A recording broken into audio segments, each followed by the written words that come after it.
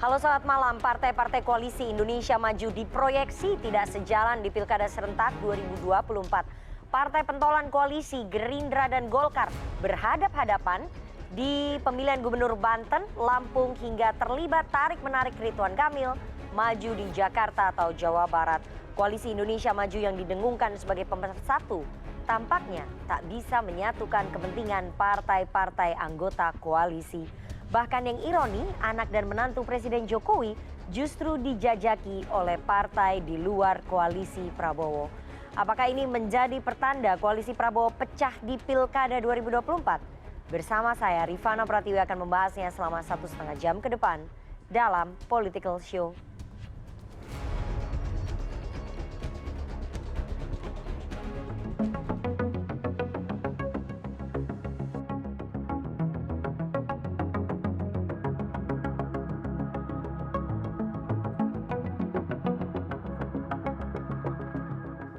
Partai Gerindra resmi mengusung duet Ketua DPW Gerindra Banten Andra Soni dan kader PKS Dimyati Natakusumah sebagai bakal calon gubernur dan wakil gubernur Banten pada Pilkada 2024.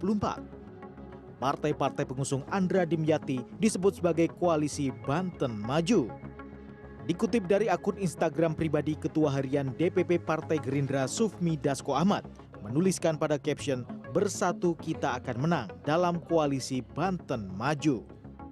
Dasko yang hadir bersama dengan Sekjen Gerindra Ahmad Muzani pada pertemuan bakal calon kepala daerah seprovinsi Banten di Tangerang Selatan akhir Juni lalu menyebut satu persatu perwakilan partai politik pengusung Andra Soni yang hadir, yakni Nasdem, PSI, PAN, dan PKS.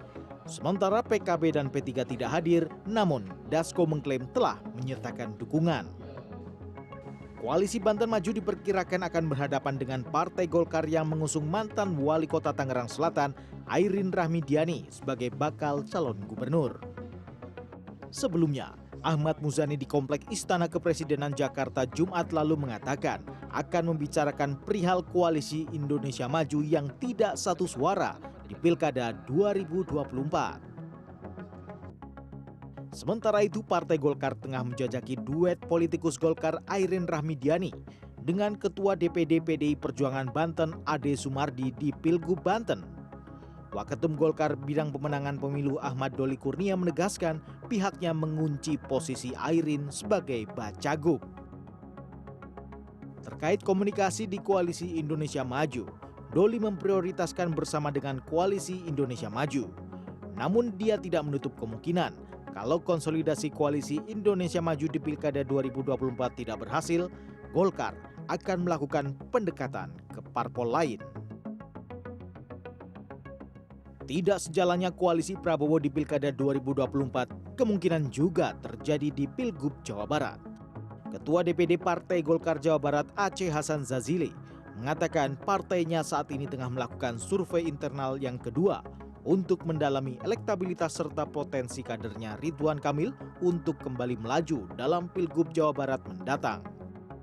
Aceh juga menyiratkan jika peluang Ridwan Kamil di Jawa Barat lebih besar dibandingkan maju di Jakarta, sebab pada survei sebelumnya disebut 73% warga Jabar menginginkan Ridwan Kamil kembali memimpin Jawa Barat. Ya kalau mengacu kepada hasil survei yang pertama, memang Pak Ridwan Kamil sangat kuat elektabilitasnya, bahkan 73% warga Jawa Barat menginginkan kembali Pak Emil untuk menjadi Gubernur Jawa Barat. Nah, tentu kita harus uji kembali di dalam survei yang kedua. Sebelumnya Sufmi Dasko Ahmad mengungkapkan bahwa Ridwan Kamil yang meminta maju memperebutkan kursi Jakarta 1 pada Pilkada 2024. Dasko mengakui bahwa elektabilitas RK lebih tinggi di Jawa Barat.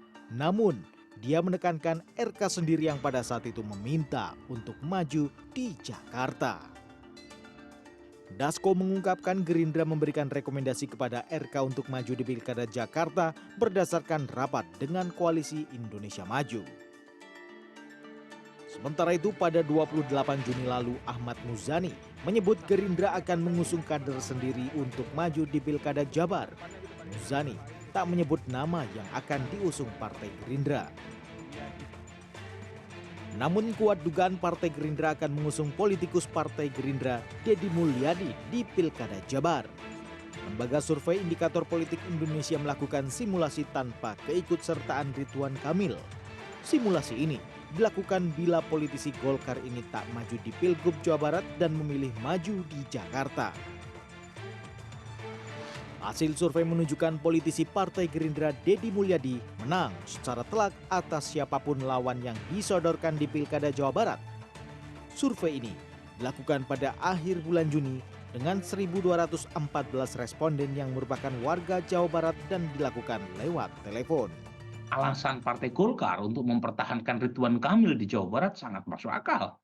Ya, karena bagaimanapun Ridwan Kamil punya potensi cukup lumayan untuk memenangkan kontestasi elektoral di Jawa Barat. Dan buat Golkar, ya, membawa Ridwan Kamil ke Jakarta belum tentu membawa kesuksesan. Sementara Golkar akan kehilangan kesempatan untuk mendapatkan posisi nomor 1 di provinsi paling padat se-Indonesia. Sejumlah pengamat politik menilai, bila Ridwan Kamil nantinya memutuskan memilih Pilkada Jakarta, maka hal tersebut akan menguntungkan para kompetitor dan partai pendukungnya. Tim Liputan, CNN Indonesia. Anda masih menyaksikan Political Show, kini saatnya kita masuk ke segmen Electionpedia. Kita akan melihat wilayah mana partai di Koalisi Indonesia Maju yang tidak sejalan alias beda pilihan, seperti Partai Golkar yang memilih head to head dengan Gerindra di sejumlah daerah di Pilkada 2024. Berikut ini rangkuman peta beberapa wilayah dalam grafik yang dirangkum oleh tim Litbang CNN Indonesia. Kita akan lihat dulu ini untuk Pilkada Jawa Barat dan juga Pilkada Banten. Ternyata Golkar dan Gerindra kemungkinan akan pecah kongsi ya. Kita lihat bahwa tadi Sekjen Partai Gerindra Ahmad Muzani mengatakan bahwa partainya akan mengusung kader sendiri di Pilkada Jawa Barat dan kemungkinan yang akan diusung adalah Wakil Ketua Dewan Pembina Partai Gerindra yakni Deddy Mulyadi yang dulu merupakan kader Partai Golkar. Sementara Golkar tampaknya masih bersikuku ataupun tetap ngotot agar Ridwan Kamil yang merupakan Wakil Ketua Umum Partai Golkar untuk diusung di Pilkada Jawa Barat oleh Golkar. Jadi dari Jawa Barat dengan jumlah penduduk terbanyak ya di Indonesia ini untuk Pilkada yang Jawa Barat yang daerah strategis saja Golkar dan Gerindra sudah berbeda pilihan. Selanjutnya kita bergeser ternyata di Pilkada Banten head to head antara Golkar dan Gerindra berlanjut. Kita lihat di sini bahwa Golkar dari 3 bulan yang lalu akan mengusung Airin Rahmidiani yang merupakan Ketua Umum PP Kesatuan Perempuan Partai Golkar, mantan Wali Kota Tangsel 2 periode.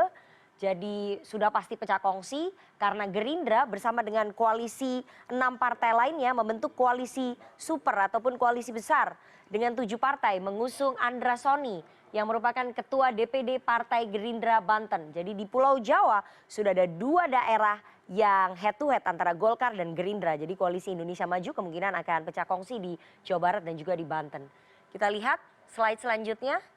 Ada Pilkada Lampung, ini juga agak sedikit memanas karena gubernur petahananya ataupun gubernur periode sebelumnya itu adalah kader Partai Golkar, Arinal Junaidi, Ketua DPD Partai Golkar Lampung. Dan Gerindra sendiri ingin sekali mengusung Rahmat Mirzani Jausal yang merupakan Ketua DPD Partai Gerindra Lampung. Ini pada saat kader Gerindra atau Rahmat Mirzani Jausal ini diperkenalkan, Ketua Harian Partai Gerindra Sumi Dasko Ahmad sampai menenteng selebritas Raffi Ahmad untuk membantu mendongkrak elektoral ataupun popularitinya dari Ketua DPD Partai Gerindra Lampung. Jadi kita lihat di Sumatera sudah 1 daerah yang kemungkinan Golkar dan Gerindra atau Koalisi Indonesia Maju ini pisah jalan ya.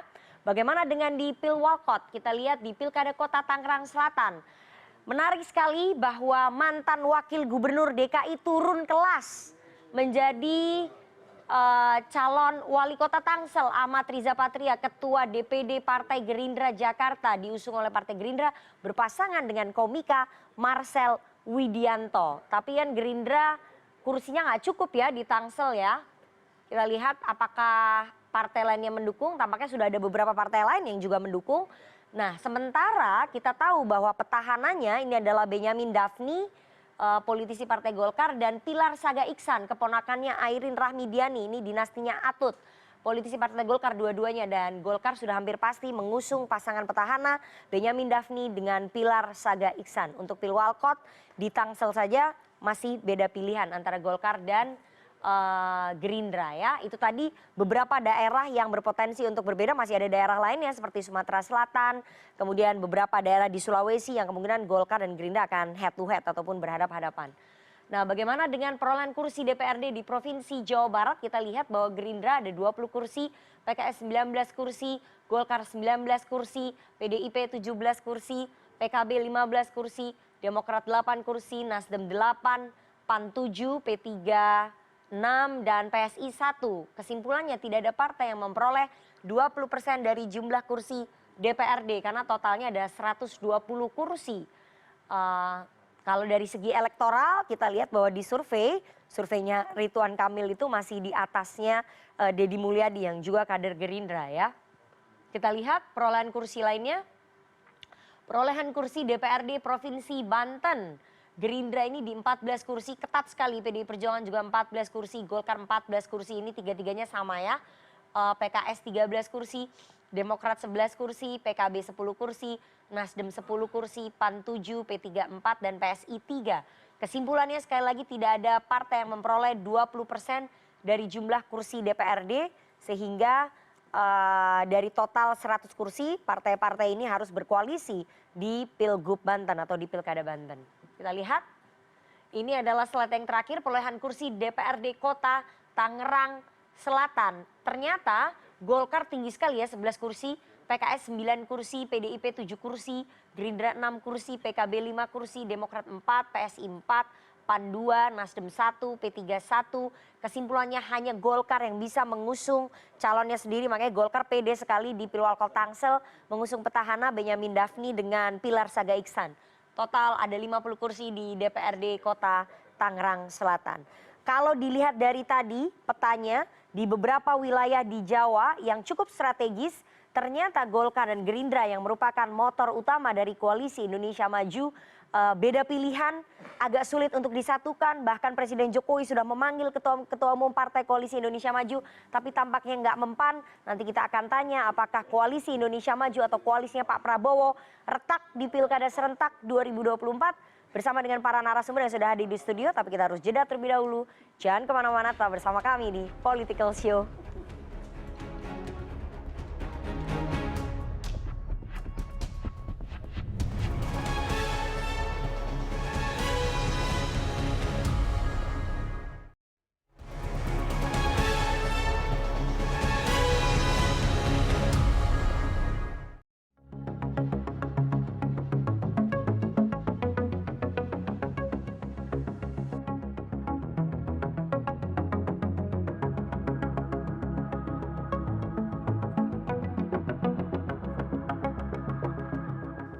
Ya, yang penting kalau kita tidak bersama, ya kita berkompetisi secara fair, ya berkompetisi secara fair sesuai dengan aturan.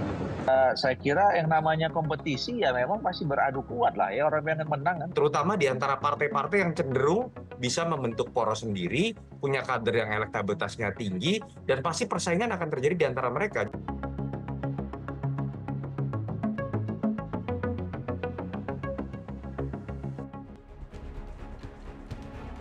Terima kasih Anda masih bersama kami di Political Show. Partai-partai koalisi Indonesia Maju diproyeksi tidak sejalan di Pilkada Serentak 2024.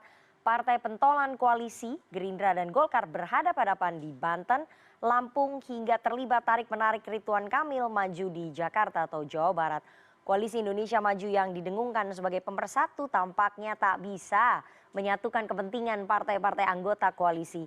Bahkan yang ironi, anak dan menantu Presiden Jokowi justru dijajaki dan menjajaki juga partai di luar koalisi Prabowo Subianto. Apakah ini menjadi pertanda koalisi Prabowo pecah atau retak di Pilkada Serentak 2024? Malam ini kita akan membahasnya dengan narasumber di studio. Saya perkenalkan satu-satu dari yang paling ujung kanan.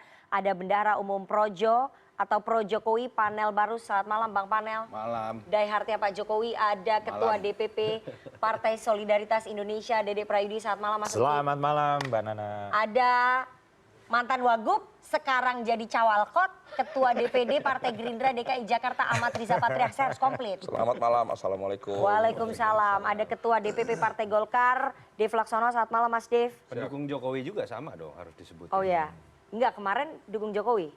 Oh iya, dukung Jokowi. Sampai sekarang masih dukung Jokowi. Oke, iya. Pemerintah. Nana aja nggak dukungin Nana. Direktur nih. Eksekutif Carta Politika Mas Yunarto Wijaya. Selamat malam, Mas Toto. Selamat malam. Ini udah langsung mancing nih Mas Toto nih ya. Saya mau langsung ya ke Bang Riza dulu. Bang Riza, ini menarik sekali bahwa Partai Gerindra tiba-tiba langsung mendeklarasikan koalisi super dengan 7 partai.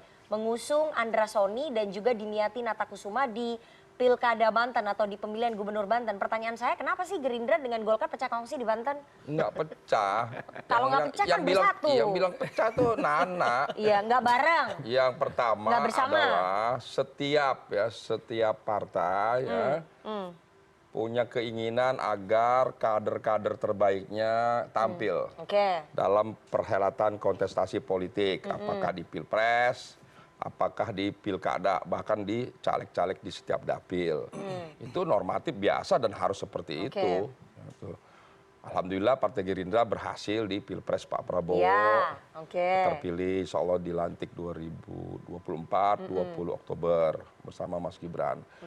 Yang kedua, pilkada ini memang idealnya harapan pemerintah pusat dimenangkan juga oleh partai-partai yang tergabung dalam koalisi Indonesia Maju. Harapan ya. Kenapa demikian? Karena kita ingin memastikan semua kebijakan, program, kegiatan yang disusun selama ini bersama-sama oleh partai koalisi Indonesia Maju untuk kepentingan 5 tahun ke depan bisa bersinergi dan diteruskan sampai ke tingkat bawah oleh kepala daerah. Untuk itu memang kami di KIM sedapat mungkin agar di setiap pilkada harapannya pasangan yang diusung dapat mewakili Pak Prabowo, Mas Gibran dapat mewakili koalisi Indonesia Maju. Tapi ini di Pilkada Banten, namun demikian, KIM nggak bersama koalisi Indonesia Maju. Jumlah pilkada di Indonesia ini kan banyak sekali. Ya. Yang disebut oleh Nana berbeda antara Gerindra dengan Golkar kan hanya beberapa daerah saja. Tapi daerah-daerah strategis loh. Daerah-daerah lainnya termasuk daerah strategis seperti di Jawa udah 2 yang beda. Insya Allah nanti di Jawa Tengah bisa sama. Ya, Jawa Barat, Banten. Di Jawa Timur sudah sama. Ya, di Jogja dan lain sebagainya.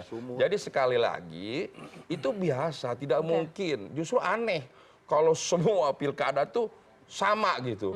Karena partai pendukung Prabowo Gibran itu ada 9 partai, Nana. Sementara setiap daerah hanya 2 orang, kepala dan wakil kepala. Jadi tidak mungkin. Nah, di beberapa daerah seperti di Banten umpamanya, Golkar itu ya selama ini menguasai Banten. Alhamdulillah belakangan Gerindra semakin baik. Kalau selama ini Golkar menang di Banten, masa Gerindra nggak boleh juga menang? Itu biasa. Begitu juga daerah-daerah lain. Jadi saya kira biasa. Apalagi Golkar bersama Gerindra adalah pendukung Prabowo Gibran. Golkar ini sama-sama partai papan atas. Kalau sekali-sekali di beberapa daerah ikut berkompetisi sama-sama boleh. Siapapun yang menang adalah mewakili KIM ke depan. Berarti kesimpulannya Gerindra ingin melawan dominasinya Golkar di pilkada, terutama di daerah-daerah strategis. Ya itu bahasa Nana, melawan. Ya kan tadi sekali-sekali pengen Gerindra bahasa kami menang. adalah kami ingin bersinergi dengan semua partai, termasuk dengan Golkar bersinergi. Gimana orang head to head di Pilgub Banten? Ya ke depan nanti kan bersinergi setelah menang. Memang Jadi kalau yang menang Golkar kita dulu. oposisi, enggak, kita dukung. Begitu Gerindra yang menang, emang Golkar oposisi, dukung gitu. Jadi sekarang itu diberi kesempatan semua anak bangsa dari partai manapun berkompetisi. Ketika nanti selesai sudah, kita semua bersatu kembali mendukung pemimpin di seluruh kepada di seluruh Indonesia untuk mendukung siapa yang menang nanti dan pada akhirnya nanti mendukung semua kebijakan pemerintah pusat. Kalau memang ingin bersinergi, kenapa emang nggak bisa disatukan kader Golkar dengan kader Gerindra atau kader Gerindra dengan kader Golkar? Ya di beberapa daerah nggak cuma dengan Golkar, kami dengan Demokrat kadang-kadang, Gerindra dengan PAN, Gerindra dengan PSI, bahkan ada yang kami malah dengan PKS di luar, bahkan ada yang dengan PDIP, wakil dari 03, bahkan juga dengan Hanura, dengan PKB itu biasa dalam pilkada. Kita tidak bisa memaksakan karena setiap daerah punya kearifan lokal, punya karakteristik, tokoh-tokohnya beda. Tidak semua didominasi oleh partai A, tokoh seluruh Indonesia. Setiap daerah tuh punya tokoh-tokoh, ada kearifan lokal, ada karakteristik yang harus kita perhatikan. Pada prinsip yang penting kita hadirkan calon-calon kepala daerah ini yang memiliki kualitas, memahami daerah dan dapat diterima oleh masyarakat dan pada akhir menang dan akhirnya dapat melaksanakan program untuk kepentingan bangsa dan rakyat Indonesia. Oke, tapi kalau dari segi elektoralnya kan calonnya Gerindra nggak lebih baik angkanya dibandingin calonnya Golkar. Ya wajar Modalnya lah, apa? wajar. Kalau itu yang dibandingkan wajar. Golkar sudah berpuluh tahun berkuasa di Banten. Gerindra pendatang baru. Jadi pendatang baru ingin melawan dominasi pendatang pemilih lama. Pendatang baru memberanikan diri untuk menantang? tampil dan insya Allah bisa menang, ya kan? Kita lihat juga dulu di beberapa daerah surveinya kecil, pendatang baru, termasuk Pak Jokowi, pendatang baru juga bisa menang di Jakarta. Oke, saya mau ke Mas Dev ya. Mas Dev, apakah kemudian diskusi di Koalisi Indonesia Maju itu buntu sehingga daerah-daerah strategis antara Koalisi Indonesia Maju partai-partainya ini harus bisa jalan? Sebelum saya jawab pertanyaannya Mbak Nana, ya saya perlu dijelas dulu. Maksudnya buntu itu gimana Mbak? Iya kan nggak bisa bersatu. Kata siapa? Loh buktinya di Banten nggak bersatu. Belum tentu. Oke. Kan ini rekomendasi belum keluar, pendaftaran juga belum. Jadi belum berkibar. Nah, ya, sabar aja dulu. Jadi Golkar masih berharap bisa bersama dengan Gerindra di Banten. Kita ingin guyup. Kita ingin pilkada ini senyaman dan setentram pilpres kemarin dengan menghasilkan calon yang terbaik untuk memimpin bangsa Indonesia. Dan kami yakin, ya kita semua akan bisa sepakat untuk menentukan pemilih yang terbaik untuk di tiap wilayah. Berarti masih ada harapan bahwa kader Golkar, Bu Airin bisa bersama dengan kader Gerindra. Padahal Gerindra udah rilis bahwa bersama dengan koalisi 7 partai lainnya mendukung salah satu ketua DPD-nya dengan Dimyati. Ya. Jadi gimana? Kita Masih lihat ada lah peluang?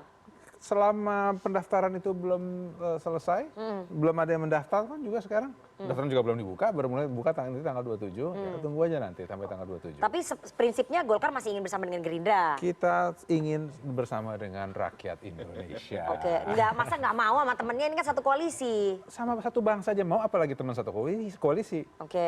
Oke, tapi yang nomor satunya siapa? Cagupnya tetap Golkar ya? Kita kan kembali ke hasil survei. Hasil surveinya tinggian siapa? Ya tanya aja nih, ada Mas Toto nih. Ya enggak kan, Golkar pasti punya hasil surveinya. Ya ngapain tanya ke saya? Tanya Mas Toto, dia yang melaksanakan surveinya. Tinggian kader Golkar. Jadi harusnya yang jadi cagup harusnya kader Golkar begitu. Kita kan kesepakatan bersama, nanti kita putuskan bersama-sama untuk menghasilkan calon yang terbaik. Tapi kan tadi dikatakan ya oleh Bang Riza, boleh dong kita Golkar ini partai yang udah lama.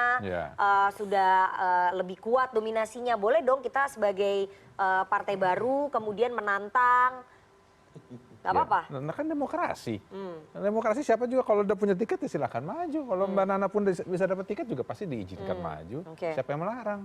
Berarti nggak masalah kalau misalnya Gerindra akhirnya mau jalan sendiri bersama dengan 7 partai lainnya di Banten untuk melawan dominasi Golkar. Inilah indahnya demokrasi, semuanya itu memiliki hak yang sama. Itu. Jadi tinggal terakhir aja siapa yang punya tiket, siapa yang tadi sepakati, itulah yang kita pilih. Ini mereka udah punya tiket, Golkar tiketnya sama PD Perjuangan katanya. Ya kita lihat nanti bagaimana, kan belum ada kesepakatan. Oke, komunikasinya sejauh ini gimana? Lancar. Bang, ini Golkar masih pengen bersama dengan Gerindra di daerah-daerah strategis, salah satunya Banten. Masih terbuka nggak? Semua itu dalam pilkada, bahkan dalam pilpres, semua lah di Indonesia ini politiknya juga ya banyak lah yang anomali, banyak yang memang nanti di akhir, di injury time, ya kan? Jadi selama belum resmi terdaftar di KPU, semua peluang terbuka. Oh jadi terbuka juga kalau misalnya Golkar dengan Gerindra berkoalisi di seluruh Indonesia ini, Pilgub Banten. Iya, di seluruh Indonesia ini sangat terbuka peluang untuk berkoalisi antara partai 1, 2, 3 dan seterusnya. Jadi biasa itu, apalagi maaf Nana, apalagi pilkada serentak ini baru yang pertama kali partai ini mendadak harus mengurusi 45 pilkada, bisa jadi pasangan A dengan B tahu-tahu berubah karena ada deal di daerah lain dengan partai lain. Bundling gitu ya, paket bundling biasanya. Ya macam-macam, pokoknya bisa perubahan-perubahan. Ada deal-deal antara partai setelah dikalkulasi ulang, hasil survei, semuanya berubah.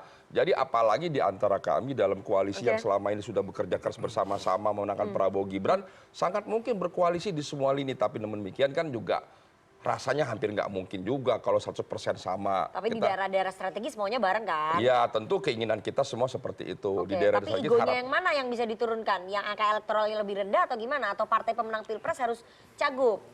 Ya enggak, kami di Kim ini apalagi Partai Gerindra tidak pernah memaksakan. Coba lihat dalam perjalanan pilkada selama ini. Partai Gerindra termasuk partai yang menurut saya maaf baik, bijak, sabar, banyak kalahnya, banyak komprominya. Tapi 2004 sekali-sekali bolehlah gitu kan kalau bisa jadi wakil atau jadi kepala kan begitu. Itu wajar saya kira. Jadi poinnya masih membuka ya, masih membuka peluang di Pilkada Banten, di Pilgub Banten bersama dengan Golkar. Itu aja poinnya. Poinnya adalah Gerindra bersama partai-partai koalisi sangat mungkin berkoalisi di banyak tempat. Tidak hanya di Banten, di Jabar, di DKI, di mana-mana sangat mungkin. Oke, kami dengar ya Mas Dev ya, salah satu pertimbangan Golkar kenapa ogah ataupun memilih untuk menghindar berkoalisi dengan Gerindra karena sebetulnya calon-calon yang diusungkan Gerindra di pilkada ini tidak begitu menguntungkan secara elektoral untuk berpasangan dengan kader-kader Golkar. Jadi kalau Golkar berpasangan dengan Gerindra, dengan kader-kader dari Gerindra yang diusung itu elektoralnya kurang, itu tidak menguntungkan bagi kemenangan Golkar di pilkada itu, benar ya? Itu dibahas loh dalam rapat pemenangan pilkada Golkar.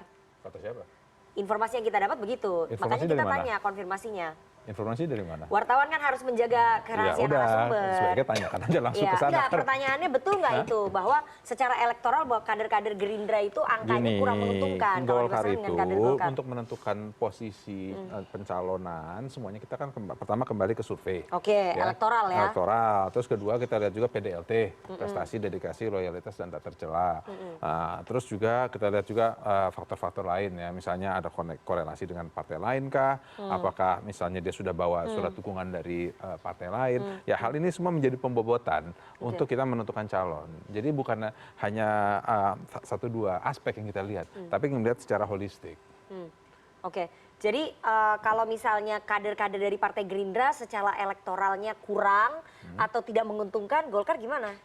Ya, maka ada bermacam hal. Kalau memang kita pasangan yang calon dari Golkar kuat, calon yang dari satunya kurang gitu kuat, akan tapi dia membawa beberapa faktor ya yang bisa apa namanya memperkuat gitu ke depannya, ya itu sih bisa. Tapi jangan juga calonnya itu harus menggendong calonnya itu. Jadi dua-duanya itu harus saling sinergi gitu. Oke. Dalam posisi sekarang lebih banyak siapa yang gendong? Golkar. Kan juga. Golkar pemenang pilkada serentak kemarin. Jadi kan harusnya di atas kertas calonnya Golkar lebih tinggi elektoralnya. Tergantung masing-masing wilayah kan beda-beda. Ada yang pada saat kemarin ataupun yang sekarang terpilih terus nggak maju lagi, misalnya karena sudah 2 kali atau karena sudah masuk DPR, kan beda-beda. Jadi nggak bisa digeneralisasikan. Oke, tapi harapannya Golkar bahwa siapapun yang mau berkoalisi dengan Golkar itu jangan sampai membebani calonnya Golkar ya, jangan sampai calonnya itu menggendong. Bukan membebani aja, maksud saya itu adalah memastikan bahwa pasangan ini adalah yang terbaik. Jadi membawa kemenangan. Jadi saling melengkapi, menjadi aset gitu, bukan menjadi liability. Oke, saya mau ke PSI ya, Mas Oke, Uki. siap. Mas Uki, kalau kita lihat di beberapa pernyataan ya, ternyata PSI ini lebih banyak mendukung calon-calonnya Gerindra loh dibandingin calon-calonnya Golkar di Pilkada serentak 2024. Kenapa ya, Mas? Itu data yang kita ambil loh. Data dari mana? Saya kebetulan sama merahnya kali ya. Kemudian Tangsel, Tangerang. Saya sebenarnya belum pernah ya melakukan semacam assessment ya. Kemana arah dukungan PSI, area by area, dari yang sudah kabupaten by kabupaten. Itu lebih banyak. Sebenarnya banyak yang ya? lebih banyak yang belum di state, Mbak Nana. Tapi begini, yang sudah di state lebih banyak sama Gerindra. tapi begini ya. Kenapa begitu? Koalisi Indonesia Maju, itu bertekad untuk melanjutkan kebijakan-kebijakan pemerintah pusat ya, supaya komitmen yang di atas ini turun sampai terasa ke bawah. Kurang lebih seperti itu ya. Nah, akan tetapi kami menyadari ya bahwa yang namanya dinamika politik di daerah ya, yang namanya lanskap politik di daerah termasuk konfigurasi politiknya itu berbeda dengan yang di pusat. Ya, Nah, kita berupaya sebisa mungkin untuk supaya tetap menjadi satu poros ya di pilkada. Tapi kalaupun tidak, kami berupaya untuk mewujudkan yang namanya all Kim finals. Gitu, karena tujuannya jadi tetap yang menang adalah, harus tetap Kim. Iya, karena tujuannya itu adalah untuk menurunkan kebijakan. Jangan sampai kayak begini loh, pemerintah pusat mau ke kanan, pemerintah daerah mau ke kiri. Dulu pernah konteks pemerintah Jakarta pernah melakukan itu waktu COVID. Saya nggak mau mengatakan kebijakannya apa ya. Tapi yang jelas yang paling dirugikan saat itu adalah rakyat Jakarta ya. Jadi saya nggak mau mengatakan yang benar itu yang ke kanan atau yang ke kiri yang lebih benar, bukan. Tapi ketidaksinkronan kebijakan antara pemerintah pusat dan pemerintah daerah itu merugikan rakyat, dan apalagi kalau konteksnya kita berbicara Jakarta, Jawa Tengah, Jawa Timur, Jawa Barat ya, yang dimana ini area-area strategis, ini merupakan kalau Jakarta adalah rumah bagi pemerintah pusat dan yang lain-lain di Pulau Jawa ini adalah pulau bagi pemerintah pusat, setidaknya sampai dengan IKN ini betul-betul berfungsi sebagai rumah bagi pemerintah pusat. Tadi Anda mengatakan bahwa All Kim Finals ya. Pertanyaan saya belum Anda jawab. Kalau All Kim Finals kan berarti harus ada yang kalah di dalam Kimnya itu. Dan yang kalah kan pasti akan merasa rugi ya partainya ya. Pertanyaannya kenapa kemudian PSI lebih banyak condong ke pilihannya di Gerindra dibanding Golkar? Di atas kertas lebih banyak calonnya Golkar loh yang berpotensi untuk menang daripada Gerindra. Saya belum bisa menyimpulkan ya bahwa dukungan PSI ini lebih banyak ke Partai Gerindra. Tapi memang ya kemarin kawan saya, sahabat saya Brovaldo ya dicalonkan oleh Partai Gerindra di Kota Tangerang, itu betul ya. Terus di luar itu saya belum tahu secara persis ya. Tapi semuanya itu masih bersifat rekom, Mbak Nana. Dan yang namanya rekom itu bisa saja berubah di last minute ya. Apalagi yang namanya pilkada ini, apalagi di daerah-daerah yang strategis di Pulau Jawa, ini banyak sekali pengalaman-pengalaman kita yang mengatakan bahwa last minute itu justru yang menentukan. Gitu. Dulu Gerindra juga dengan Pak Anies dan Bang Sandi itu pernah membuktikan itu kan sangat last minute ya. Pak Jokowi dengan Pak Ahok juga sangat last minute dan lain-lain lah. Jadi semuanya masih sangat cair ya. Jadi terlalu dini juga untuk mengatakan bahwa Koalisi Indonesia Maju pecah ya. Dan kalaupun memang pada akhirnya Koalisi Indonesia Maju ada partai-partainya yang mengusung calon-calon yang lain, kami berharap nanti akan terwujud yang namanya All Kim Finals. Oke, tapi memang lebih nyaman berkomunikasi dengan Gerindra daripada sama Golkar ya? Kalau komunikasi semuanya dong, dengan Golkar juga. Saya dengan Mas Dev ini sahabat, dengan Mbak Putri Komarudin sahabat. Lebih banyak kader PSI yang didukung oleh Gerindra kan untuk maju pilkada dibandingin oleh Golkar. Saya harus lakukan assessment dulu, saya belum tahu soal itu. Data yang kita ambil sih begitu ya. Saya mau ke Mas Toto. Mas Toto, Anda melihatnya memang betul-betul mewujudkan All Kim Finals atau memang ada pisah jalan atau beda pilihan di pilkada serentak antara Golkar dengan Gerindra, motor koalisinya Kim? Pertama ini kan dimulai dari sebuah keyakinan bahwa akan ada koalisi permanen yang bisa diduplikasi dari koalisi pilpres menjadi koalisi pilkada. Pertanyaannya kan simpel, apakah itu mungkin terjadi? Kita lihat saja data historis. Apakah zaman Pak SBY kemudian dalam barisan koalisinya terjadi yang namanya koalisi di pilkada? Tidak ada. Apakah zaman Pak Jokowi periode 1, periode 2 terjadi yang namanya koalisi dalam pilkada seperti dalam pilpres? Tidak ada juga. Artinya belajar dari sejarah, menurut saya itu lebih tepat disebut sebagai basa-basi bulan madu saja.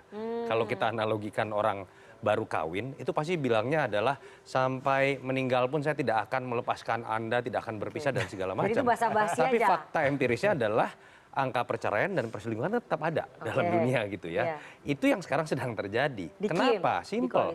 Ketika berbicara mengenai koalisi dalam pilpres, orientasinya adalah memenangkan pertarungan, lalu bagaimana keuntungan itu didapatkan dengan bagi-bagi kekuasaan, ada yang dapat menteri, ada yang dapat kursi BUMN, dan lain-lain. Ketika berbicara pilkada, orientasinya beda. Mereka berebut lagi kekuasaan. Saya tidak bisa membayangkan kemudian ada sebuah formula yang bisa menguntungkan semuanya. Karena tadi seperti kata Bang Riza, yang diperebutkan cuma 2, jumlahnya ada 9. Bagaimana mungkin kemudian membuat sebuah formula yang membuat semuanya merasa diuntungkan. Dan fakta secara elektoral, yang namanya pemenangan dalam pilkada itu terbukti loh. Hasil-hasil pileg kemarin, seorang kepala daerah yang berasal dari kader partai tertentu itu paling bisa efektif memenangkan partai tersebut di daerah itu. Saya tidak bisa membayangkan kalau kemudian mereka bisa mengalah. Ini bicara bukan hanya kemenangan di 27 November, tapi modal paling besar untuk bertarung di 2029. Itu yang menyebabkan kenapa sih pertarungan terasa paling keras di antara dua partai yang merasa bisa jadi partai pemenang di 2029. Ada yang namanya Gerindra, ada yang namanya Golkar. Itu yang menyebabkan pertarungan terasa keras di antara keduanya. Kenapa? Karena ini tentang 2029. Jadi kalau saya melihat ya ini halusinasi yang menurut saya memang tidak pernah mungkin bisa terjadi. Dan pada akhirnya menurut saya ini baik buat demokrasi. Alangkah berbahayanya pesta demokrasi di level daerah kalau dijadikan ajang bagi-bagi arisan saja. Oh, daerah ini jatahnya Anda warna merah. Daerah ini kalau gitu karena merah udah dapat jatahnya warna oranye. Oh, biru belum dapat dikasihlah seperti ini ya. Itu hal yang paling berbahaya dalam demokrasi ketika mengkebiri apa yang disebut dengan pemilihan langsung diserahkan kepada ajang bagi-bagi karena merasa ada mesin politik besar untuk membagi-bagi kekuasaan tersebut. Jadi analogi All Kim Finals yang disampaikan oleh Mas Uki tadi nggak mungkin terjadi ya? Karena pasti nggak mau partai itu mengalah ya? Logika itu bisa terjadi satu di level pilgub. Kalau di pilgub itu pun kemudian ada musuh bersama yang mereka tahu ketika tidak bergabung di situ bisa kalah oleh musuh bersama. Saya sebut saja PDI Perjuangan. Itu yang terjadi PDI Perjuangan. Syarat ketiga adalah persatuan ini bisa terjadi kalau di antara kader-kader partai itu tidak ada satupun yang kuat. Itu yang terjadi di Jawa Tengah. Tapi ketika terjadi di Banten, ada Airin kuat, Golkar nggak akan mau kalah. Ketika terjadi di Jawa Barat, ada kader Golkar kuat, nanti dulu, ini bukan arisan, ini jatah partai saya, karena survei jauh tinggi. Pada titik itu kompetisi antar partai itu akan terjadi dengan sendirinya dan Kim akan bubar dengan sendirinya. Jadi secara psikologis Anda melihat bahwa Gerindra sebagai partai pemenang Pilpres merasa punya dominasi yang lebih ya, ingin mendominasi lebih di kita bicara real ya ya. Nana ya. Yang menjadi menarik kan adalah pertanyaan misalnya apa sih yang menyebabkan bahwa Kim bisa terpecah dan kemudian ada partai-partai lain dalam Kim yang cenderung lebih mengikuti calon yang lemah. Ini ada dua perwakilan Kim nih. Yang satu survei tinggi sekali namanya Airin, yang satu namanya RK. Kok tapi kemudian kalau dari berita sekarang ya, ini belum final. Kok malah koalisinya Banten Maju yang memajukan Andra Soni yang survei di bawah Airin, yang itu jumlah koalisinya lebih besar. Ini yang menjadi menarik. Daya tariknya apa sih? Kan harusnya semua sepakat berdasarkan survei. Di sini jadi menarik. Jangan-jangan ada hipotesa lain. Memang ini jadi menarik begini. Pendaftaran misalnya 27, 28, 29 Agustus. Dan kemudian kita tahu itu adalah masa-masa belum pembagian kekuasaan di level menteri itu terjadi loh. Kekuatan Gerindra apa sih dibandingkan dengan Golkar walaupun sama-sama Kim? Partai pemenang yang punya presiden itu Gerindra bukan Golkar. Yang berhak menentukan kursi-kursi menteri itu namanya hanya Pak Prabowo. Dan dia adalah kader Gerindra. Kan bisa jadi logikanya kemudian orang bertanya-tanya. Kalau sampai pada takut partai-partai itu sampai milih sampai milih calon yang survei lebih kecil, jangan-jangan gara-gara takut masalah kursi menteri jadi kurang. Kira-kira gitu loh. Bandlingnya di kabinet. Kira-kira gitu loh. Itu hipotesa ya kalau kita bicara dalam konteks kekuasaan. Apakah benar atau tidak, waktu yang akan menjawab. Bandlingnya di kabinet Bang Riza. Ya, pengamat punya pendapat sebegitu sah-sah Tapi itu akan diberlakukan nggak sama Gerindra? Enggak, Pak Prabowo jadi mempengaruhi ataupun melobi partai-partai lain ditukar gulingnya sama kabinet. Enggak, Pak Prabowo itu bukan tipe karakter yang seperti itu. Insya Allah nanti sampai akhir tetap bijaksana, Pak Prabowo ingin tetap partainya baik. besar. Iya, Pak Prabowo ingin partai besar, tapi secara konstitusional. Pak Prabowo ingin membangun bangsa harus berkuasa. Karena berkuasa punya kewenangan. Punya kewenangan berkuasa ternyata harus melalui partai politik akhirnya membangun partai berjuang 17 tahun Nana membangun partai Gerindra bukan sebentar. Alhamdulillah dapat keberkahan menang Pilpres. Nah, bagaimana dengan pilkada? Ya pilkada kita ingin menang tapi juga dengan cara-cara yang baik, cara yang benar, cara yang bijak. Jadi saya kira Pak Prabowo tidak pernah deal-deal dengan partai koalisi, apalagi dengan kabinet, menurut saya tidak sejauh itu. Tapi kalau pengamat, orang pakar, masyarakat membahas itu biasa, itu normatif. Tapi kita kan lihat karakter orang. Kalau Pak Prabowo karakternya tidak seperti itu. Bahkan mohon maaf Pak Prabowo itu justru kecenderungannya tidak hanya kompromi, ngalah loh. Coba tanya teman-teman di Kim. Pak Prabowo itu karena saking baik bijaksananya negarawannya bukan cuma kompromi tapi ngalah. Contohnya apa? Saya sampaikan di sini. Ketika kampanye Pilpres lebih banyak kampanye di partai-partai koalisi Kim di luar Gerindra. Artinya apa? Menimbang. Nah, bukan curhat ya Bang ini ya? Bukan curhat, menimbang. Itu contoh betapa beliau sangat bijaksana. Oke, saya mau ke Bang Panel. Bang Panel, ini kalau dilihat berarti tadi yang disampaikan oleh Mas Toto mustahil kalau misalnya Kim ini bisa all Kim finals gitu. Ya, yang pasti menurut saya Kim sampai hari ini tetap kokoh, tetap kompak, tidak retak. Bergores pun tidak. Berbeda pendapat nggak apa-apa, berbeda pilihan nggak apa-apa. Karena kenapa saya bilang kompak, kokoh, tidak retak karena Kim punya visi yang sama bagaimana mewujudkan Indonesia maju ke depan. Nah ini fase pilkada serentak. Tadi udah disampaikan ada 545 daerah yang dipertarungkan. Beda di 3 atau 4 lokasi saya pikir itu hal yang wajar. Karena interest politik di bawah sangat berwarna-warni. Di Banten, Projo dorong Airin ya? Saya ngelihat. Dukung Airin kan? Saya state dulu, saya ingin tanya. Projo dukung siapa di Pilgub Banten? Sebentar dulu. Oke.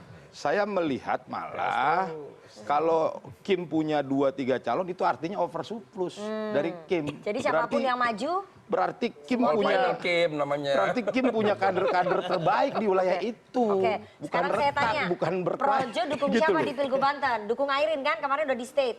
Iya. Betul. Iya. Berarti mendukung calonnya Nggak Golkar. ada masalah. Oke, berarti nggak masalah kalau Lihat calonnya Gerindra kalah. Lihat di Pilgub Sumatera Utara. Ya. Kader Gerindra didukung juga oleh Golkar. Ya. Iya kan? Nggak ada Karena anaknya Pak masalah. Jokowi. Nggak ada masalah. Gitu loh. Oke, jadi kenapa alasannya Projo yang merupakan representasinya Pak Jokowi mendukung Airin Rahmidiani kader Golkar ketimbang kadernya Partai Gerindra, kadernya Pak Prabowo? Kita dukung Bobi Nasution kader Gerindra di Sumatera Utara, nggak ada karena masalah. sudah dukung Bobi Kita Nasution. dukung Bu Airin di Banten, nggak ada masalah. Kita dukung Bu Kofifa di Jawa Timur. Kenapa? Karena semua menjadi bagian yang tidak lepas dari pemenangan Nggak, berarti Prabowo menurut Gibran Projo kemarin. elektoral itu berpengaruh dalam iya, pastilah. pemilihan. Iya, Berarti memang pasti. diakui misalnya Iya. untuk Banten kader Golkar lebih tinggi elektoral. Kalau tadi saya bilang kalau ada 3 calon dari Kim itu artinya over surplus. Oke, Itu berarti Kimnya paten-paten di situ. Pilihannya Gitu Projo loh. Di Sulsel dukung siapa? Di Sulsel, Dukung Sulawesi siapa Selatan. dong? Dani Pomanto. Nah, Oke, itu dari dari partai Pomanto. mana? Dari partai mana? Kemarin dia partainya Nasdem setahu saya. Sekarang? Sekarang saya nggak tahu. Oke, Stateless. oke. Yang pasti Dani Pomanto kita dukung, Sampai bukan tidak mau karena menyebut- apapun. Ya. Ya, Bukan karena karena PDI dia Perjuangan ya. dengerin dulu. Karena dia ketua Dewan Pembina Projo di Sulsel. Oke, Sejak baik. awal. Jadi pertanyaan saya, gitu loh. Bagaimana mungkin bicara All Kim Finals, Projo saja bisa belok ke PDI Perjuangan? Bukan, Oke. bukan begitu cara Begitu melihatnya. saja. Bahkan Projo pun mau mendorong kader-kader terbaiknya untuk maju juga di Nah. pilkada. Ya, ya, oke. Minta dukungan dari teman-teman Partai Kim kan nggak ada salahnya Ya, juga. ya. Pertanyaan saya Gitu loh. berarti apa yang disampaikan oleh Projo, yang didukung Projo itu representasi Pak Jokowi ya? Yang pasti kan sudah saya jelaskan berkali-kali. Ya, Projo representasi Pak Jokowi kan? Dengerin dulu. Sudah saya jelaskan berkali-kali. Pak Jokowi ketua Dewan Pembina Projo. Betul. Kita berdua sama dalam melihat pentingnya keberlanjutan Ya. untuk menuju Indonesia maju. Ya. Nah, penting juga keberlanjutan Oke, nanti kepemimpinan saya di akan daerah-daerah tanya- ini. Ya, saya akan tanya Gitu lebih loh. dalam perannya Pak Jokowi di Pilkada serentak dan di partai-partai koalisi Indonesia Maju ini. Tapi kita harus jeda terlebih dahulu, jangan kemana-mana, bersama kami di Political Show.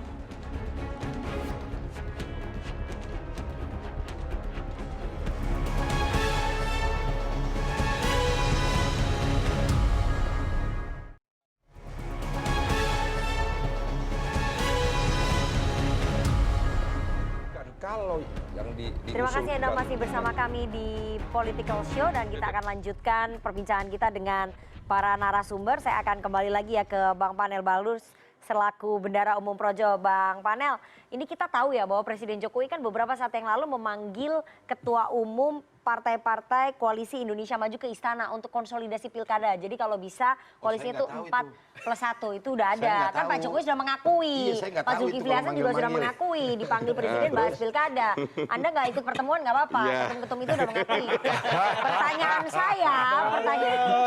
Pertanyaan saya, berarti kan upaya konsolidasinya Pak Jokowi di Koalisi Indonesia Maju itu nggak terbukti, nggak berhasil.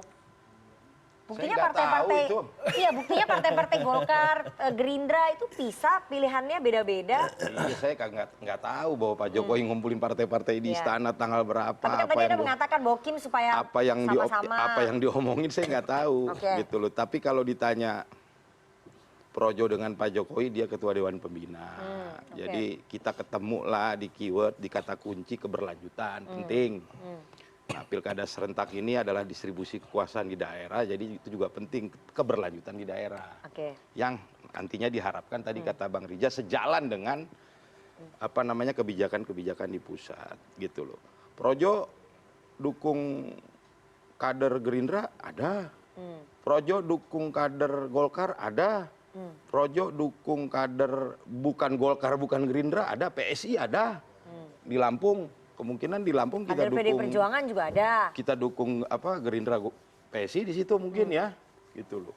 Di Sumatera Utara ada, gitu loh.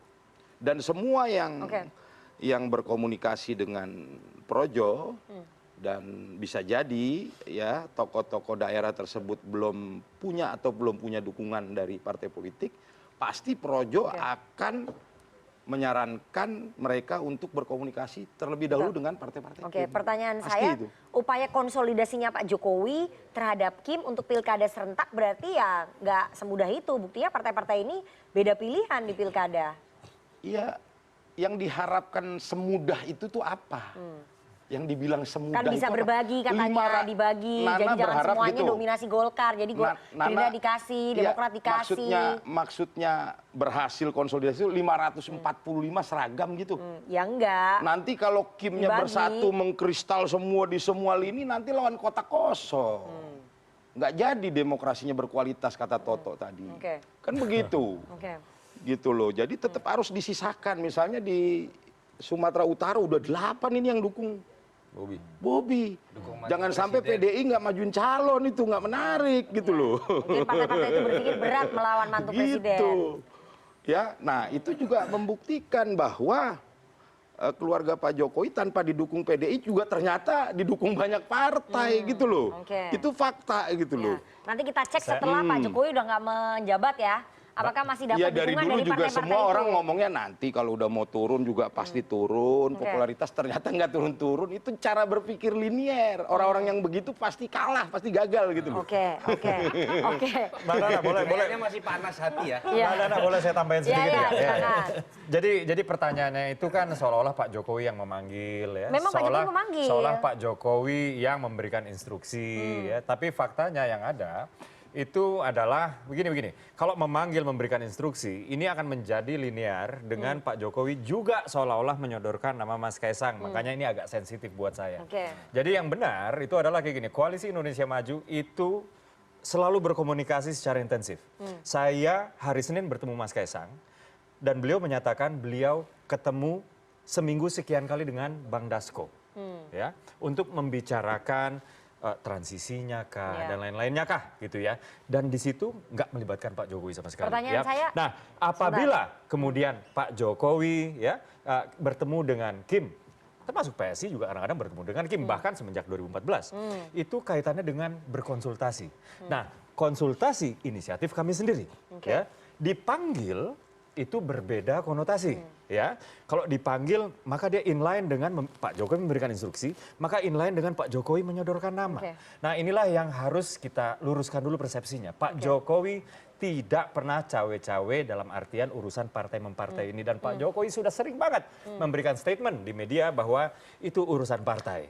Ya, tapi kalau partai mau berkonsultasi, jangankan partai, ditanya urusan menteri, Pak Jokowi bilang itu hak prerogatif presiden. Tapi kalau diminta pendapat Pak, ya kalau diminta pendapat justru salah kalau saya nggak memberikan saran, masukan. Nah, jadi yang benar seperti itu Mbak. Jadi bukan memanggil, sekali lagi partai-partai ini loh oleh berkonsultasi. Ketua Umum. Sekarang pertanyaan saya, Ketua Umum Anda ikut nggak pertemuan Kim tanggal 28 Mei itu? Itu yang di mana? Di istana Bogor, di mana semua Ketua Umum Kim itu ada. Ya, dan saya... Itu Mas Kaisang ada nggak dalam pertemuan itu? Enggak, Mas Kaisang nggak ada. Tapi saya tahu persis karena kita di Kim itu kan berkomunikasi juga. Kita nggak hanya dengar dari media bahwa di situ Kim itu yang mau berkonsultasi dengan Pak Jokowi. Tapi Pak Zulkifli Hasan bilang dipanggil sama Presiden Jokowi. Enggak, itu maksudnya saya nggak tahu Pak Zulkifli Hasan bilang apa. Saya dengar Pak Zulkifli Hasan itu mengusulkan beberapa nama RK dengan Mas Kaisang. Iya. Tapi bahwa beliau dipanggil Pak Jokowi, saya nggak mendengar itu. Oke. Karena sudah membahas soal Mas Kaisang dan juga Pak Ridwan Kamil, begitu ya. Saya akan putarkan terlebih dahulu. Ini pernyataan salah satu surveyor temannya Mas Toto ya, karena Carta belum ngeluarin surveinya. Ini indikator udah ngeluarin surveinya tentang Pilkada Jawa Barat. Kita lihat. Golkar untuk mempertahankan Ridwan Kamil di Jawa Barat sangat masuk akal. Ya, karena bagaimanapun Ridwan Kamil punya potensi cukup lumayan untuk memenangkan kontestasi elektoral di Jawa Barat. Dan buat Golkar, ya, membawa Ridwan Kamil ke Jakarta belum tentu membawa kesuksesan. Sementara Golkar akan kehilangan kesempatan untuk mendapatkan posisi nomor 1 di provinsi paling padat se-Indonesia. Oke, itu tadi pernyataan dari Direktur Eksekutif Indikator Politik ya, Burhanuddin Muhtadi, temannya Mas Toto, tentang survei di Pilkada Jawa Barat. Pertanyaan saya ingin ke Bang Riza. Bang Riza, publik dan sebagian elit kemudian bertanya-tanya dan mencurigai bahwa ini jangan-jangan Gerindra mendorong Ridwan Kamil ke Pilkada Jakarta atau ke Pilgub Jakarta itu untuk menghilangkan kompetitornya Deddy Mulyadi di Jawa Barat. Itu memberikan keuntungan loh untuk Gerindra.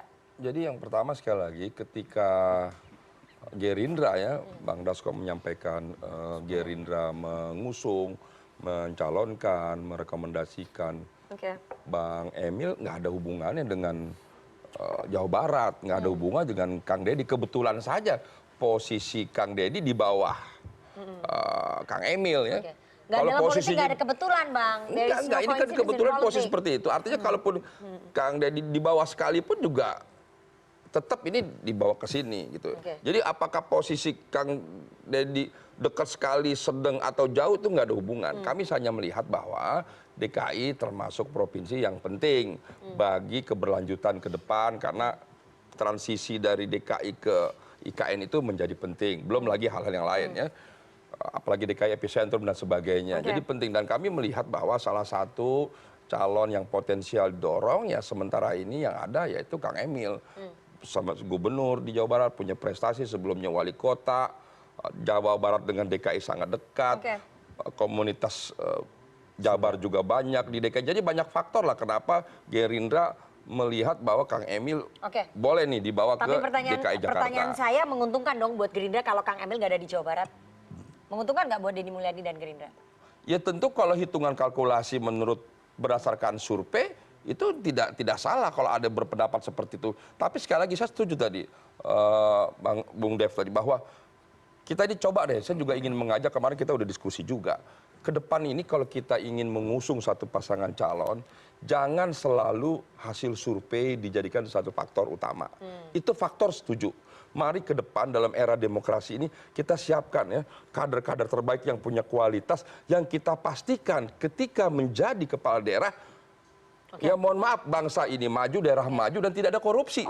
Fakta membuktikan bahwa semua pilkada-pilkada yang dimenangkan oleh kepala daerah yang menang secara survei juga banyak yang berujung pada pertanyaan saya gini ya, kepada Bang Riza, korupsi, ya, bahwa di penjara, di beberapa ditahan. lembaga Coba survei, ke depan saya ingin mengajak kita semua masyarakat bangsa, para petinggi, para konsultan, lembaga survei kita semua. Coba dong, oke, survei boleh menjadi salah satu faktor, tapi faktor coba pelajari karakternya, ya kepemimpinannya, kinerjanya, ya. Integritasnya dan itu menjadi penting. Kinerjanya nggak bagus di Jawa Barat. Tingkat kepuasannya 86% loh. Itu kan baik. Menurut warga Jawa Barat. Saya tidak bicara. Saya tidak bicara Kang Emil. Saya bicara untuk semua. Mari kita semua tidak saja melihat faktor elektabilitas menjadi satu faktor yang dominan. Coba ke depan kita perhatikan integritas menjadi nomor 1 harusnya. Kinerja menjadi urutan berikutnya. Faktor elektabilitas itu kan turunan. Gitu. Jadi kalau kita bersepakat ini ya, mendorong calon-calon terbaik ya, dengan kinerja, dengan integritas yang baik, dengan prestasi yang baik, sekalipun surveinya mungkin belum baik, itu kan bisa saja. Ini ke depan penting. Karena kita lihat juga jangan sampai ke depan nanti ketika kepala daerah terpilih, tahu-tahu berujung pada masalah-masalah korupsi dan sebagainya. Bahkan itu kan Partai Golkar juga sempat memberikan surat tugas ke RK di Jakarta. Bahkan Gerindra kan mendukung itu jadinya kan. Ya memang kita tidak salah. Kenapa? Karena memang Golkar sendiri mempersiapkan RK di 2 provinsi. Kami melihat bahwa RK punya peluang. Kesempatan yang baik tidak hanya di Jawa Barat. Harus jujur memang peluang RK di Jawa Barat lebih besar daripada Jakarta. Itu tidak bisa dinafikan. Ya orang gubernur di situ 5 tahun wajar. Tapi kami melihat tidak mustahil. Bahkan mungkin Kang Emil bisa menang di Jakarta. Dulu Pak Jokowi dengan survei yang kecil dari Solo masuk ke Jakarta. Tapi kalaupun nanti misalnya Golkar kemudian ingin membawa Ahok dari Bubble masuk Jakarta. Pak Anies dari menteri udah diganti lagi masuk Jakarta ya. Sandi Uno ya kan belum dipolitisi masuk jadi. Jadi Gerindra lebih ingin mendorong Ridwan Kamil di Jawa Barat, di Jakarta.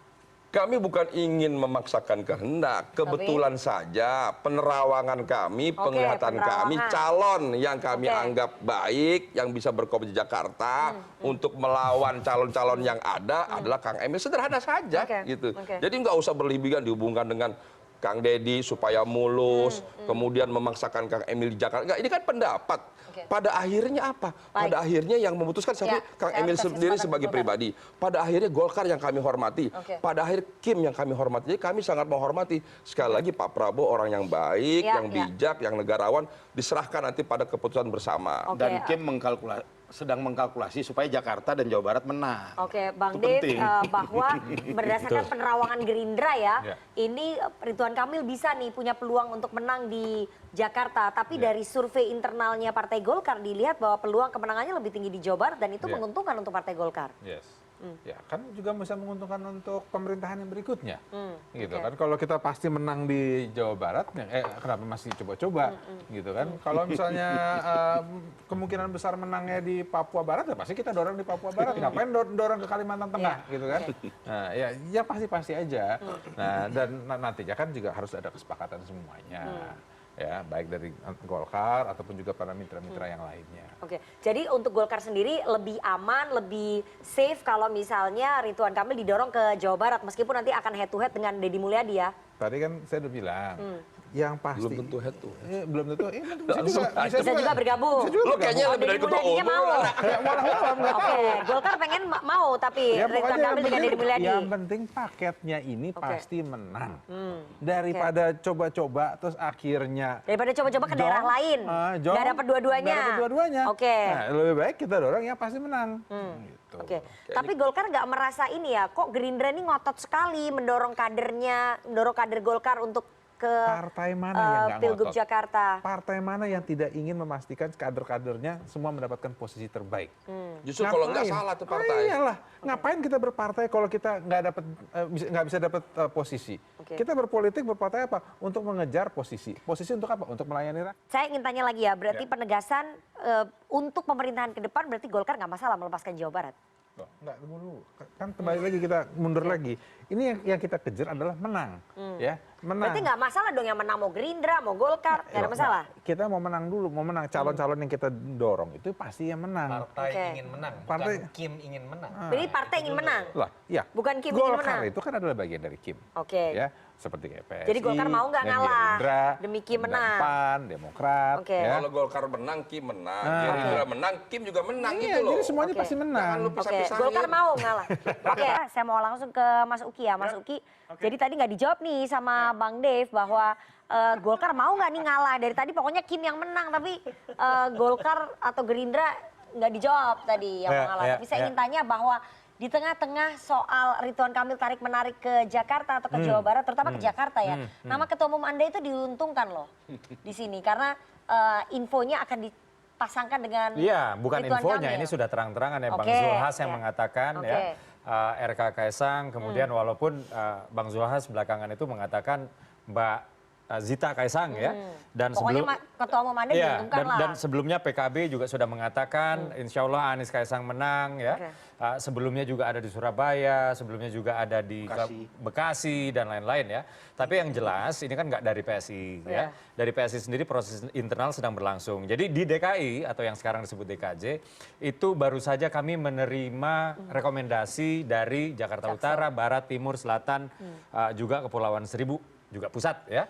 Dan betul nama Mas Kaisang selalu masuk ya. Dan nama Kang Emil juga selalu masuk. Jadi apa kesimpulannya? Gitu. Nah, nama-nama ini akan dibawa ke DPW provinsi, dalam hal ini adalah DKI atau DKJ Jakarta, yang dimana kemudian mereka akan merumuskan ya nama-nama itu menjadi di shortlist lah singkatnya ya, yang untuk kemudian diajukan ke DPP, lalu DPP membahas ini secara serius internal di ruang sempit ya, untuk kemudian merumuskan dan kemudian mengajukan 1 atau 2 nama sebagai gubernur atau wakil gubernur.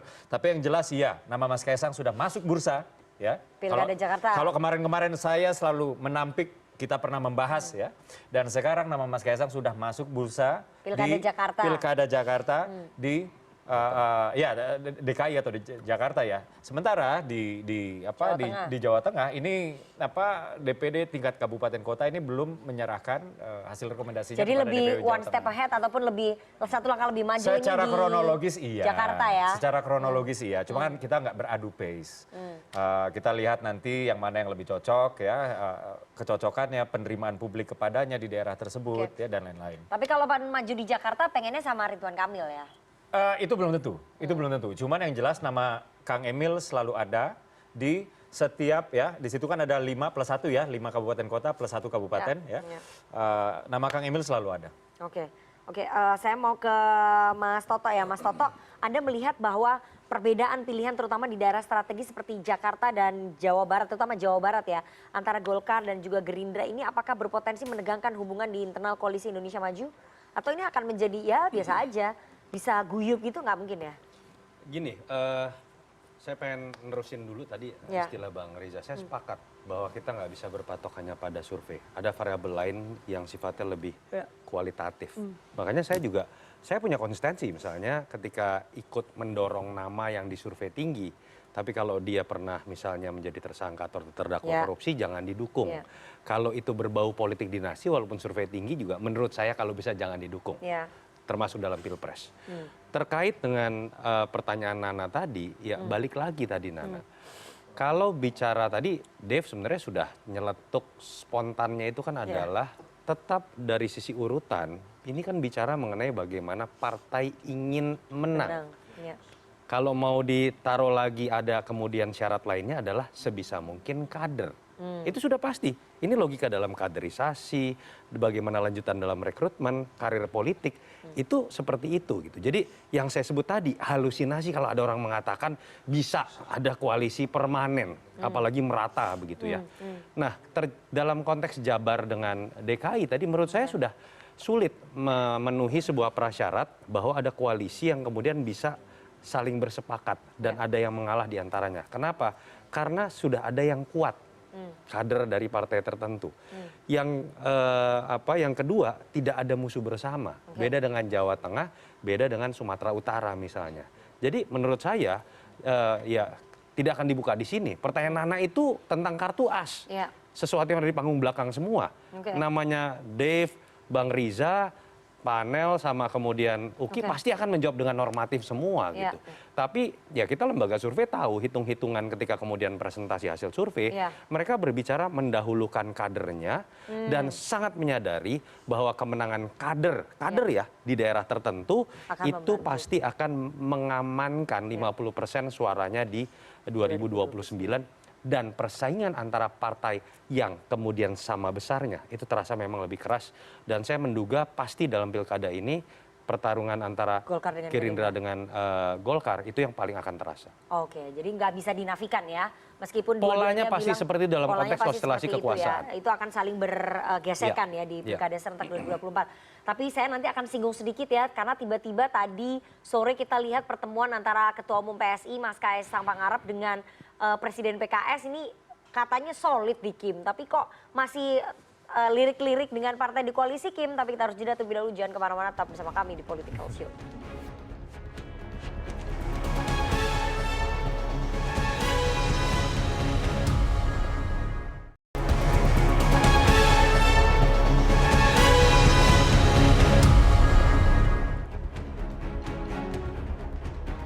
Terima kasih Anda masih bersama kami di Political Show dan kita akan lanjutkan perbincangan kita. Tapi sebelumnya saya akan putarkan dulu pernyataan dari Ketua Umum PSI Kaisang Pangarep tadi pada saat selesai bertemu dengan Presiden PKS Ahmad Saiku berikut ini.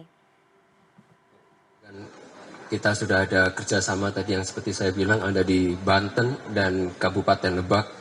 Jadi kan jauh, kemungkinan Bekasi juga nanti. Wali kotanya dari PKS, wakil wali kotanya nanti dari PSI.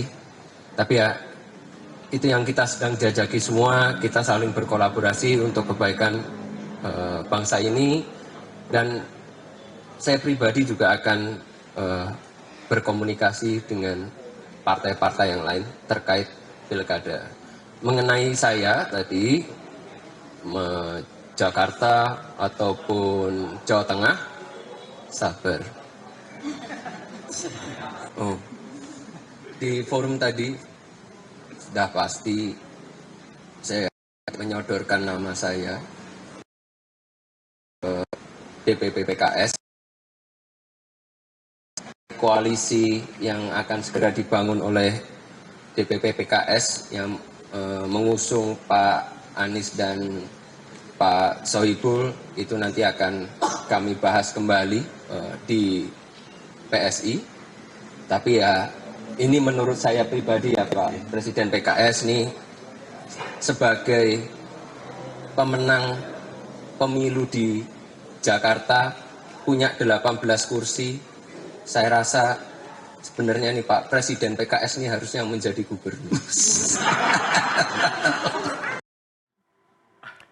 Oke, itu tadi pernyataan dari Kaisang Pangarep, belum menjawab teka-tekinya ya, tapi saya mau ke Mas Uki terlebih dahulu.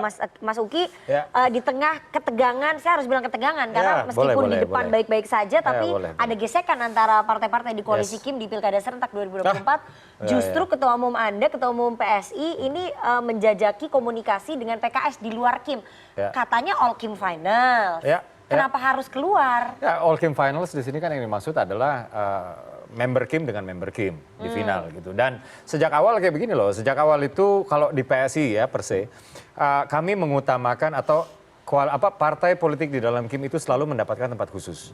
Tapi kemudian itu tidak menutup kemungkinan kami membuka jalur-jalur komunikasi dengan partai lain. Semuanya juga begitu.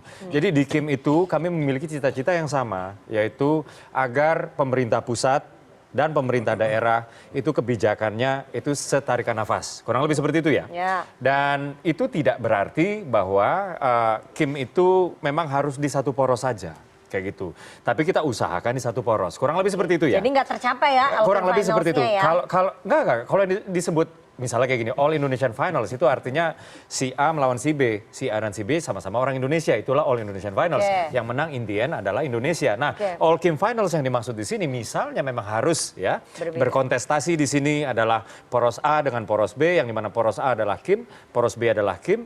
Yang menang tetap Kim akan pada akhirnya nanti gitu. Jadi semuanya fine-fine aja. Tadi yang dimaksud dengan ketegangan tadi saya pikir dengan PKS sebenarnya. Ya sempat agak tegang sedikit ya karena PKS menyebutkan bahwa Pak Presiden yang dalam hal ini Pak Jokowi menyodor-nyodorkan nama Mas Kaisang ke partai politik yang dimana itu kami bantah, bahkan Mas Kaisang sendiri menyebutkan bahwa Pak Sohibul Iman berbohong ya secara jelas ke media ya.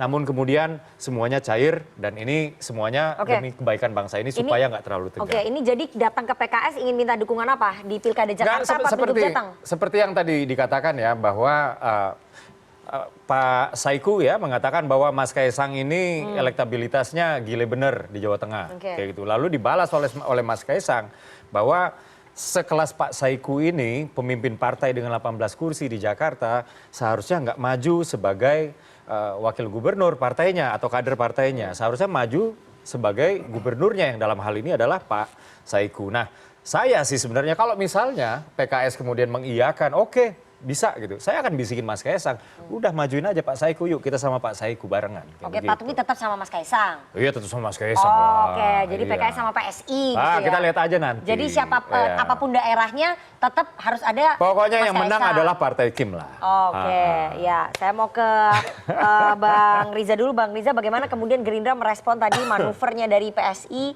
yang menjajaki koalisi ataupun komunikasi dengan di luar Partai Kim? Itu bukan manuver, itu silaturahmi. Karena kalau silaturahmi Gerindra itu... belum silaturahmi ke PKS, teman kita lama sering loh ketemu, bukan teman lama lagi, itu udah bersaudara lama. Silaturahmi itu kan nggak selalu harus tampil di publik, ya kan. Kalau PSI ingin di publik, ya beda. Ini partai baru perlu ada gerakan-gerakan percepatan gitu. Kalau partai lama itu... ya silent, yang penting nanti hasil kan gitu. Jadi sekali lagi bahwa itu sindiran tingkat tinggi loh, Nana nggak nangkep. Iya, saya tahu sebenarnya. Jadi sekali lagi ke PSI kan sebenarnya. Enggak, jadi sekali lagi apa yang dilakukan oleh Kaisang itu sesuatu yang baik, apalagi ini partai yang baru dipimpin oleh anak muda yang muda, energik, ya harus begitu. Jadi tidak hanya kumpul di antara Kim, tapi juga dengan semua partai. Kami sendiri juga di Kim juga berdiskusi, ketemu juga dengan PDIP, ketemu PKB, apalagi dengan Pak Anies ya? Dengan Pak Anies, dengan semuanya ketemu biasa. Sorry saya potong Bang Riza ya. Perlu diketahui Mbak Nana, perlu diketahui dalam hal ini Mas Kaisang itu bukan sowan tapi memenuhi undangan dari Pak Saiku. Oke, jadi yang undang adalah PKS. Pak Saiku, yes. Hanya itu yang saya mau tambahkan supaya diketahui publik. Saya mau ke Bang Dev ya, Bang Dev terakhir melihat peluang Kaisang Pangarep ya, baik di Pilkada Jakarta ataupun di Pilkada Jawa Tengah, dari Golkar sendiri kira-kira akan mempertimbangkannya di mana? Ya, kalau Golkar itu semua simpel aja, kembali ke survei, kembali ke PDLT, kembali kepada faktor-faktor. Surveinya lebih tinggi di Jawa Tengah nih bersama dengan Pak Lutfi. Bahkan harus kesepakatan semuanya gitu kan. Nah, nanti kalau sudah kita ketemu formulasinya, baru kita dorong. Karena internal juga kan ada beberapa calon-calon Golkar. Ada Mas Diko, ya contohnya salah satu ya. Ada lagi beberapa, cuman saya nggak hafal on top of my head. Nah kan, tapi ya semuanya itu masih dalam godokan lah. Oke, jadi kalau misalnya dilihat surveinya indikator tadi, Mas Kaisang tuh lebih tinggi di Jawa Tengah, berpasangan dengan Pak Lutfi. Kan berarti secara elektoral Mas Kaisang sudah memenuhi kriterianya Partai Golkar dong? Ya, kan ada beberapa faktor untuk menentukan. Tidak hanya, tadi kan Bang Riza bilang, itu salah satu penentu, tapi bukan faktor utama. Jadi ada faktor-faktor tersebut untuk menjadi pembobotan sebelum membuat keputusan akhir. Oke, terakhir ke Bang Panel, nanti saya baru ke Mas Toto sebagai closing. Bang Panel, kalau misalnya dilihat nanti Projo suaranya itu representasinya Pak Jokowi ya. Bagaimana kemudian nanti membagi nih? Kan pasti Gerindra pengen kadernya maju, Golkar kadernya pengennya maju. Terus gimana nanti Projo sebagai representasinya Pak Jokowi meredam supaya ini bisa saling berbagi, gak saling bergesekan, gimana? Projo akan mengambil posisi politik selalu menjadi perekat dari koalisi Indonesia Maju. Maksudnya Pak Jokowi sebagai perekat ya? Kami mengambil posisi politik itu. Ya. Terus? Dan ketika ada kader-kader Kim yang berkontestasi di satu lokasi, saya melihatnya itu over surplus. Artinya itu bagus gitu ya. Jangan sampai kemudian pilkada serentak di 545 karena juga ini meraciknya tidak mudah, berat gitu ya, dan kita punya kepentingan untuk memastikan calon-calon kepala daerah yang terpilih harus berpihak sama rakyat, mau menjalankan program-program pro rakyat dan sejalan senafas dengan pemerintahan terpilih di pusat. Nah, jadi posisi politik yang diambil itu menjadi perekat. Nah, Projo sendiri sudah saya sampaikan berkali-kali, setiap hari Jumat kita akan umumkan, ya. Kita akan umumkan siapa calon-calon yang akan didukung oleh Projo. Projo bukan partai politik yang bisa memberikan tiket terhadap calon tertentu, dan dalam pilkada kita akan bertindak sebagai lampu sen politik. Ya, dan sekaligus representasi Pak Jokowi, begitu ya. Oke, terakhir, seberapa kuat sebetulnya Anda melihat pengaruhnya Pak Jokowi di pilkada serentak 2024, apalagi putranya tiba-tiba mencuat di survei pilkada Jateng? Presidennya Prabowo, bukan lagi Jokowi. Pada saat 27 November, itu satu clear. Yang kedua adalah jangan menyempitkan arti dari berkelanjutan dari pemerintahan pusat sampai pemerintahan daerah seakan-akan kalau yang menang bukan dari Kim, itu akan terjadi pembangkangan. Nggak ada. Faktanya ketika orang sudah jadi bupati, wali kota, gubernur, takutnya itu Mendagri, takutnya itu sama Menteri Keuangan, takutnya itu sama Presiden. Kenapa? Hidup mereka itu kalau dari PAD itu kecil sekali. Butuh dari dana bagi hasil, DAU, dana alokasi umum, dana alokasi khusus. Jadi rata-rata pada akhirnya akan punya kepatuhannya sendiri kok terhadap pemerintahan yang berkuasa. Ya, artinya apa? Nanti dulu dong. Tapi terjadi. Nanti dulu dong. Kepala daerah disuruh partai-partai saja tidak motong yang punya tiket. Nanti dulu. Yang terakhir, saya pikir kalau kemudian kita bicara mengenai makna pilkada, seperti kita sepakati pasca reformasi, jangan dikebiri makna masyarakat menjadi penentu itu hanya di bilik suara. Penentuan calon itu juga bagian dari demokrasi di sektor hulu. Kalau sekarang kita tahu bagaimana mekanisme bottom up dari PAC, anak ranting sampai kemudian DPD, itu kemudian bisa diveto oleh keputusan ketua umum. Siapapun saya sebutkan ya, mau itu yang namanya Prabowo, mau itu yang namanya Megawati, itu sendiri sudah mengebiri yang namanya demokrasi. Sekarang seakan-akan pengen dikebiri lagi. Kesepakatan yang namanya koalisi apapun itu, termasuk Kim. Kalau itu yang terjadi ya, apa fungsi dari rakyat ketika kita bicara mengenai pilkada? Dan kalau itu yang terjadi, kita memang akan terus mengikis kualitas demokrasi kita, itu saja. Oke, baik. Kita tunggu nanti karena pendaftarannya masih tanggal 27 sampai 29 Agustus.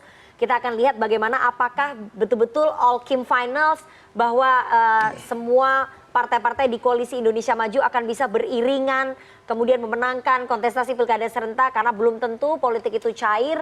Partai-partai pastinya tidak akan mau saling mengalah karena sekali lagi ini akan berkaitan pada komposisi mereka ataupun kekuatan mereka di pemilu 2029 mendatang. Kita akan tunggu nanti bagaimana konstelasinya. Terima kasih kepada seluruh narasumber yang sudah hadir di studio pada malam hari ini, dan kita akan ketemu lagi di Political Show Senin pekan depan jam 20.30 waktu Indonesia Barat. Saya Rifana Pratiwi pamit, selamat malam, sampai jumpa.